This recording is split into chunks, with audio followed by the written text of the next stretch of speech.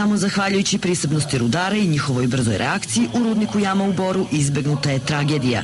Zbog krađe 300 metara visokonaponskog kabla, 57 rudara i 14 đaka na praksi ostali su zarobljeni u jami, a pumpe koje ispumpavaju vodu iz jamskih hodnika su stale, tako da je moglo doći do potapanja rudnika. Ako neko ne može da izađe iz jame ili ljudi spasioci ne mogu da se spuste u jamu, onda je to za mene, ja sam rekao možda je to gruba reč, ali je ovo za mene akt terorizma. Ja kažem da je krađa izvršena od strane dobro organizovane bande kriminalaca, koji u svojim redovima ima stručne ljude koji mogu da urade ovako nešto. Na taj način što su ogoljene izolacije kablova, premošćene su tanjim aluminijumskim provodnikom, a onda su određeni kablovi u određenoj dužini isečeni. U nameri da dođu do bilo čega što u sebi sadrži bakar, zlato ili srebro, lopovi ne biraju ni način ni sredstva. Samo u poslednjih mesec dana 4 radnika zaštite koji obezbeđuju ovaj gigantski kompleks su brutalno napadnuta.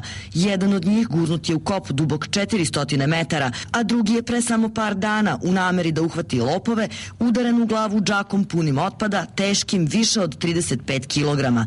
I to nije sve. U nameri da se dokopaju plena, lopovi su bukvalno postali spremni na sve.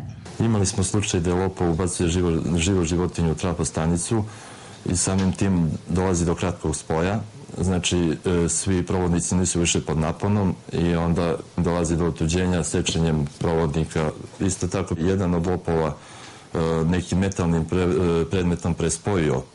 Znači, to da bi došlo do kratkog spoja u trafostanici i dobio pekotine 3. stepena, samim tim je i preminuo. S obzirom na to da više nisu u pitanju sporadične krađe kao ranijih godina, već dobro organizovane bande za kojima traga i policija, menadžment RTB-a je u cilju što bržeg rešavanja ovog problema odlučio da prestane sa otkupom sekundarnih sirovina.